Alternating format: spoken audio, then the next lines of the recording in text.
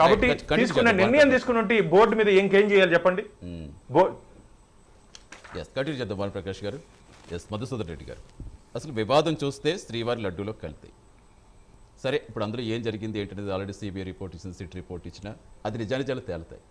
కానీ ఆ వివాదాన్ని కాస్త ఇలా గొడవలా మార్చేస్తే రకరకాల దాడులు, కొంచెం అనుచిత వ్యాఖ్యలు చేయటం, ఇదంతా ఎలా చూడాలి? అసలు రాష్ట్రంలో ఏం జరుగుతుంది అనుకుంటున్నారు? డైవర్షన్ పాలిటిక్స్లో జరుగుతుందా? సార్, ముందుగా మీకు ఐ న్యూస్ యాజమాన్యానికి, వీక్షిస్తున్నటువంటి ప్రజలకి, ప్యానల్లో ఉన్నటువంటి సోదరులు భానుప్రకాష్ రెడ్డి గారికి, విజయగోపాల్ రెడ్డి గారికి శుభ సాయంత్రం. చెప్పండి సార్, ఈరోజు రాష్ట్రంలో జరుగుతున్నటువంటి అన్యాయమైనటువంటి దౌర్జన్యమైనటువంటి రెడ్ బుక్ పాలన అనేటువంటిది ప్రజలందరూ కూడా చూస్తున్నారు. ఇప్పుడు భానుప్రకాష్ రెడ్డి గారు మాట్లాడుతున్నారు, టీటీడీని ఎవరు వీధిలోకి పెట్టారు, ఎవరు వీధిలోకి తెచ్చారనే విధంగా మాట్లాడుతున్నాడు. వైఎస్ఆర్సీపీని బ్లేమ్ చేస్తూ మాట్లాడుతున్నారు. అసలు తిరుపతి వ్యవస్థని దిగజార్చింది చంద్రబాబు నాయుడు, పవన్ కళ్యాణ్ కాదా నేను అడుగుతున్నా భానుప్రకాష్ రెడ్డి గారిని. ఈరోజు సిట్ నివేదిక ఇచ్చింది అంటున్నాడు. ఓకే, ఇప్పుడు ఎవరైనా సరే, ఇప్పుడు సపోజ్ మనకు ఏదైనా ఆరోగ్య సమస్య వచ్చి ఒక హాస్పిటల్కి వెళ్తే ఆ హాస్పిటల్లో మనం 1 లక్ష రూపాయలు ఖర్చు పెట్టి అన్నీ చెక్ చేసుకున్న తర్వాత మన రిపోర్ట్స్ బాగుంది, నీకు ఏ విధమైనటువంటి లోపం లేదు అంటే మనం హ్యాపీగా ఫీల్ అయ్యి రావాలన్నా? అయ్యో, నేను 1 లక్ష రూపాయలు ఖర్చు పెట్టేశాను, నాకు ఏదో ఒకటి క్యాన్సర్ లేకుంటే ఏదో ఒక రోగం కనబడితే బాగుంది కదా, 1 లక్ష రూపాయలు వేస్ట్ అయి ఉండదు కదా అని చెప్పని రావాలనేటువంటి పరిస్థితి ఈరోజు రాష్ట్రంలో ఉంది.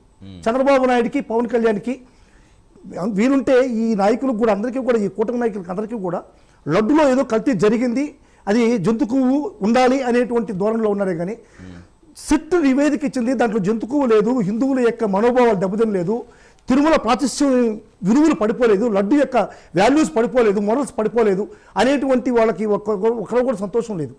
కానీ నేను చెప్పాను, తిరుమల లడ్డులో జంతు కొవ్వు ఉంది కాబట్టి జంతు కొవ్వు ఉండాలా, ఉంటేనే జగన్మోహన్ రెడ్డి మీద బురద చల్లుతాం, జగన్మోహన్ రెడ్డిని హిందూ సమాజానికి దూరం చేస్తాం, జగన్మోహన్ రెడ్డి క్రిస్టియన్ అనేటువంటి అభాండం వేద్దాం అనేటువంటి ఒక ధోరణిలో ఈరోజు ఈ పవన్ కళ్యాణ్ గారు, ఈ చంద్రబాబు నాయుడు గారు ఉన్నారే కానీ ఏవైనా సరే వాళ్ళకి నీతి నిజాయితీ ఉండేటువంటి మాటలు మాట్లాడుతున్నారు అనేటువంటి మీ ద్వారా నేను తెలియజేస్తున్నా.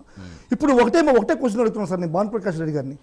ఇంత అన్యాయంగా తిరుపతి దేవస్థానం, ఇంత పవిత్రమైనటువంటి హిందువులకి పవిత్రమైనటువంటి దేవాలయాన్ని అబాస్పాలు చేస్తూ జంతుకు ఉండదనేటువంటి చెప్పే ధైర్యం చంద్రబాబు నాయుడికి, ఈ పవన్ కళ్యాణ్కి ఎట్టొచ్చిందనేది నేను హిందూ సమాజం తరపున నేను అడుగుతున్నా. వైఎస్ఆర్ కాంగ్రెస్ పార్టీని పక్క పెట్టండి, ఇది హిందూ సమాజం, కొన్ని వేలాది కోట్ల సనాతన ధర్మం ఇది. ఈ సనాతన ధర్మంలో ఉండేటువంటి హిస్టరీ చెప్తోంది ఎవరు కూడా తమ హోమ్ గ్రౌండ్ లో కప్ గెలవలేదు. హిస్టరీ చెప్తోంది ఎవరు కూడా ఈ కప్ 3 సార్లు గెలవలేదు. కానీ ఇది హిస్టరీ క్లాస్ కాదు, క్రికెట్ గ్రౌండ్ ఇది. మరి ఈసారి మనం హిస్టరీ చెరిపేద్దాం, హిస్టరీ తిరగరాద్దాం అనేటువంటి విషయం గురించి మాట్లాడదాం. ఇప్పుడు రిపోర్ట్ వచ్చిన తర్వాత నేను ఒకటే చెప్తున్నాను సార్, ఇప్పుడు ఏదైతే ఇప్పుడు సిట్ విచారణ చేసి శాంపిల్స్ కలెక్ట్ చేసిందో ఆ శాంపిల్ ఎక్కడి నుంచి వచ్చింది? జూన్ 2024లో జూన్ 6వ తేదీ ఒక శాంపిల్ కలెక్ట్ చేసుకున్నారు. ఆ శాంపిల్ని ఎన్డీడీవీ ల్యాబ్కి పంపించి, నేషనల్ డైరీ డెవలప్మెంట్ బోర్డుకి పంపించి చెక్ చేసి వచ్చి సస్పెక్షన్లో ఉండేటువంటి ఒక చిన్న క్లాస్ ఒకటి పెట్టారు. ఏది చంద్రబాబు నాయుడుకి అందినటువంటి ఒక రిపోర్టు. చంద్రబాబు నాయుడు రిపోర్ట్ని ఎప్పుడు చూశాడు, ఎప్పుడు చదివాడు, ప్రజలకు వినిపించాడు? ఆగస్టు 18వ తేదీ వినిపించాడు. అంటే ఆగస్టు 18వ తేదీకి రిపోర్ట్ కలెక్ట్ చేసింది, జూన్ 6వ తేదీకి శాంపిల్ కలెక్ట్ చేస్తే జూన్ 12, జూన్ 16వ తేదీ ఆ శాంపిల్స్ మనకు బయటకు వస్తే, దాని రిజల్ట్ బయటకు వస్తే జూన్ అంతా వదిలేశాడు, జూలై అంతా వదిలేశాడు, ఆగస్టు 18వ తేదీ దీంట్లో జంతుకు ఉండదని చెప్పని పబ్లిక్లో తిరుమలని అపాస్పాలు చేశాడు. దీనికి కారణం ఏమైంటుంటారు అంటే జూన్ 19వ తేదీ ఎలక్షన్ జరిగిన తర్వాత ఎలక్షన్ కమిషనరు ఫామ్ 20 అనేటువంటి ఫామ్ 20ని రిలీజ్ చేయాలి. కౌంటింగ్ అయిన వారం రోజుల్లోనో 10 రోజుల్లోనో ఫామ్ 20ని రిలీజ్ చేయాలి. ఫామ్ 20ని రిలీజ్ చేయకుండా అట్టే ప్రచారం చేసుకుంటూ ఇప్పుడు ఆగస్టు 19వ తేదీ రిలీజ్ చేయడానికి ప్లాన్ చేశారు. అందుకని ఆగస్టు 18వ తేదీ ఈ విషయాన్ని చెప్పి డైవర్ట్ చేశాడు. ఈ యొక్క ఫామ్ 20 పైన అటెన్షన్ తగ్గించాడు. అంటే ఫామ్ 20 అంటే ఏంది? ఈ యొక్క రిటర్నింగ్ ఆఫీసరు ఏ పార్టీకి ఎన్ని నోట్లు వచ్చినాయి కౌంటింగ్లో ఒక బూత్లో అని చెప్పేటువంటి ఫామ్ 20. అంటే ఫామ్ 17Cతో పోలుస్తారు ప్రజలందరూ కూడా వదిలేస్తే. ఫామ్ 17 ఏంది? ఏ బూత్లో ఎన్ని ఓట్లు పోలైనటువంటిది form 17C. Form 17C, form 20 మూడు వారాలు ఒకటే ఉండాలి. ఎప్పుడైతే ఫామ్ 17Cకి ఫామ్ 20కి ఓట్లు వ్యత్యాసం ఉంటుందో కరెక్ట్గా ఓట్ చోటు జరిగింది అనేటువంటి పెద్ద ఉద్యమం రాబోతుంది ఆంధ్ర రాష్ట్రంలో ప్రజల్లో అని చెప్పని దాని డైవర్షన్ కోసం ఆగస్టు 18వ తేదీ చంద్రబాబు నాయుడు ఈ యొక్క సీన్ని, ఈ యొక్క చరిత్రను తీసుకొచ్చి పెట్టాడు. అప్పుడు కూడా ఇంకా కూడా ఉన్నాయి. ఏంది 100 రోజుల పాలన, ఆ రోజు జగన్మోహన్ రెడ్డి గారు 100 రోజుల పాలన ఏంది, ఈ చంద్రబాబు నాయుడు గారు 100 రోజుల పాలన ఏందని చెప్పని భయంకరమైన ట్రోలింగ్ జరుగుతున్నాయి. అదేవిధంగా బుడమేర దిగిపోయి విజయవాడ మునిగిపోయి ఘోరంగా చంద్రబాబు నాయుడు మీద ట్రోల్స్ జరుగుతున్నాయి. వీటన్నిటినీ కూడా డైవర్ట్ చేయడానికి ఖచ్చితంగా ఒక ప్లాట్ఫామ్ కావాలనేటువంటిది ఆలోచన చంద్రబాబు నాయుడు. కనీసం విలువల విశ్వసనీయత కూడా లేకుండా సాక్షాత్తు కలియుగ వెంకటేశ్వర స్వామిని కూడా ఈ రాజకీయ లబ్ధి కోసం వాడుకుని ఈ విధంగా డైవర్ట్ చేస్తున్నాడు.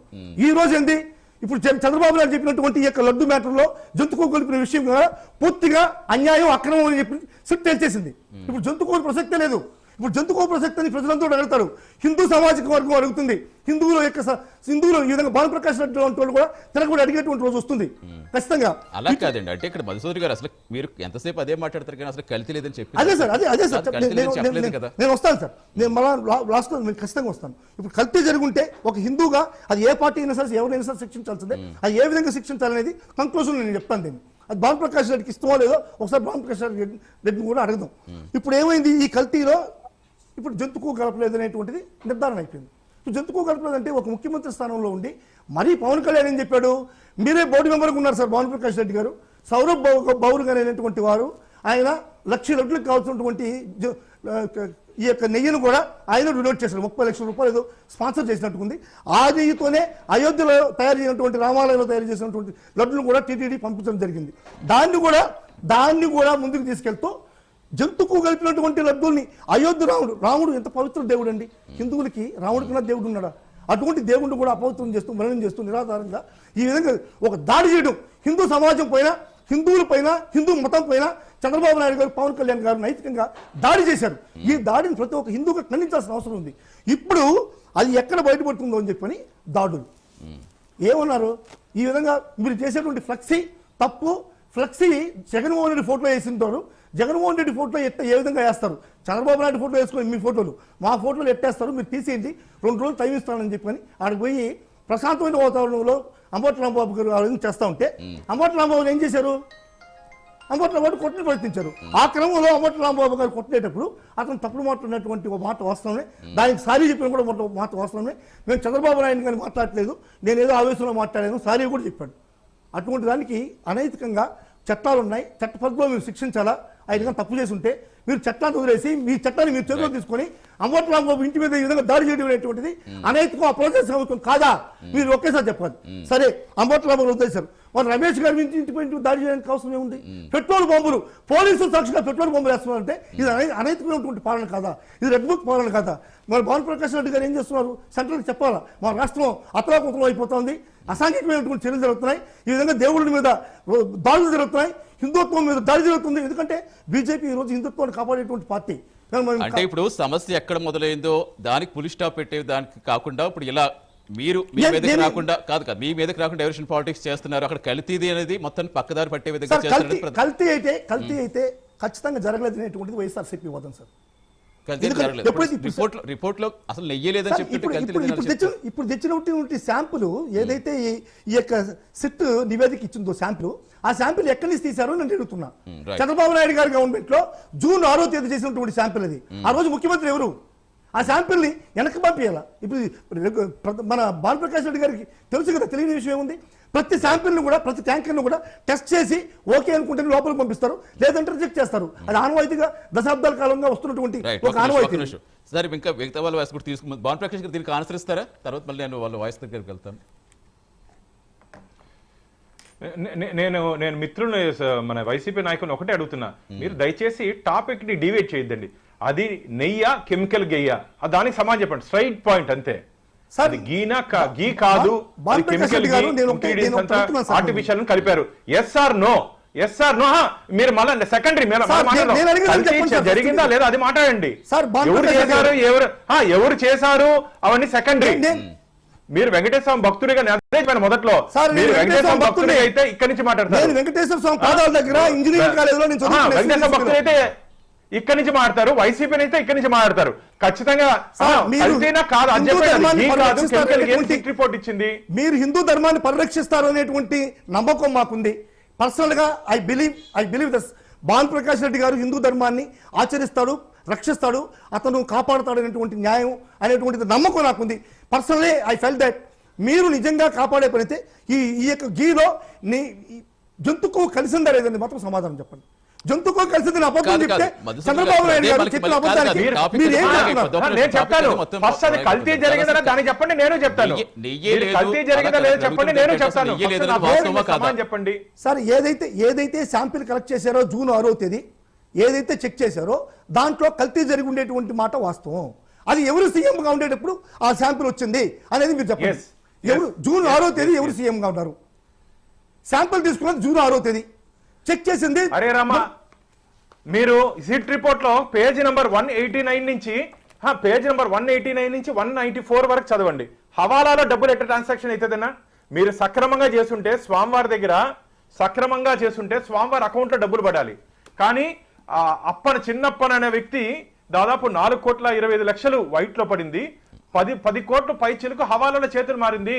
సక్రమంగా ఆ రోజు ప్రభుత్వం గాని ఆ రోజు టీటీడీ గాని డీల్ చేస్తుంటే ఎందుకు ఇక అక్రమ మార్గంలో డబ్బులు తీసుకున్నారు? సార్, అంటే ఉద్దేశపూర్వకంగా భానుప్రకాష్ రెడ్డి గారు ధనార్జన క్షేత్రంగా మార్చుకునేది వాస్తవమా కాదా? భానుప్రకాష్ రెడ్డి గారు నేను ఒకటే అడుగుతున్నా. నేను ఆధారాలతో మాట్లాడుతున్నాను సార్ నేను ఆధారాలతో మాట్లాడుతున్నా. నేను ఒకటే సూటిగా అడుగుతున్నాను. మీ మీద కూడా 5 కోట్ల రూపాయలు తీసుకున్నాను మాచర్ల శ్రీనివాసులు అనేటువంటి వ్యక్తి అబాండం వేశాడు. కాదు, ఒక్క నిమిషం, అబాండాలు మళ్ళీ వేరు, మనకి అసలు ఇష్యూ పక్కకి వెళ్ళి మళ్ళీ అబాండాలు వేరు, నిజాలు వాస్తవాలు ఒక్క నిమిషం, వేరు ఒక్క సార్. నిమిషం, ఆ కాదు. డబ్బు అది ఎందుకు వచ్చింది, అబాండాలు ఎక్కడి నుంచి ఇది వచ్చింది రిపోర్ట్ అనేది అండి. కూడా దాని మీద కూడా మీరు ఇప్పుడు దాని మీద కూడా ఒక వేదికకి ఎంక్వైరీ సంబంధించి చేయించండి. మాట్లాడుకుంటున్నాం. నేను రెడీగా ఉన్నా కదా, వేదికలో ఆ నేను రెడీగా ఉన్నా. దాని మీద కూడా ఒక ఎంక్వైరీ చేయించండి. క్లియర్గా ఇచ్చారు అదే కదా. శ్రీనివాసు ఒక్క నిమిషం ఒకే శ్రీనివాస్ అన్న సార్ నేను చెప్పలేదు సార్. మాచర్ల శ్రీనివాసరావు గారే చెప్పింది. భానుప్రకాష్ రెడ్డి గారు నేను మిమ్మల్ని బ్లేమ్ చేయట్లేదు. ఒక్క నిమిషం, మధుసూదన్. చెప్పేది వినండి. అరే Yes. అరే రామా, ఒక్క నిమిషం వినండి. అదే శ్రీనివాస్ నా దగ్గరకు వచ్చి మా ఇంటికి వచ్చి ఇదే నేను ఎక్కడ కూర్చోను ఇదే ఆఫీస్ నా ఎదురు కూర్చొని నేను మాట్లాడింది తప్పు పొరపాటు అయ్యింది అని చెప్పాడన్నా. అది మీకు కావాలంటే సాక్షి టీవీలో మళ్ళీ అబ్బాయి దగ్గర ఇంటర్వ్యూ ఇప్పించమంటే ఇప్పిస్తా. నేను జరిగిపోయిన దాన్ని లోడట్లే. నేనైతే వెంకటేశ్వర స్వామి దగ్గర తప్పు చేయను, ఎవరు చేసినా ఒప్పుకోను. నేను తప్పు చేయను, ఎవరు చేసినా ఒప్పుకోను. అది నా నైజం. Right sir, right. నా మీద ఆరోపణలు అన్నారు కదా, నిరూపించుకోండి ధైర్యంగా. నేనేది దాని సార్ నేను మిమ్మల్ని బ్లేమ్ చేయట్లేదు. ప్లీజ్ మళ్ళీ చెప్తున్నా, నేను బ్లేమ్ చేయట్లేదు. వచ్చిన అభియోగం అంటున్నా. మనం దేని గురించి మాట్లాడుకుంటే దాని గురించి మాట్లాడుకుంటే ముందుకు వెళ్తుంది. మనకు అది సమయం ఉండదు. మళ్ళీ టాపిక్ డైవర్ట్ అవ్వడం తప్పించి మళ్ళీ ఆ విషయాలను ఎత్తుకోవడం. ఎస్, వేణుగోపాల్ రెడ్డి గారు, డైవర్షన్ పాలిటిక్స్ మేం చేయట్లేదు, టీడీపీ వాళ్ళే చేస్తున్నారు. వాళ్ళు కావాలో వాళ్ళు అన్న మాట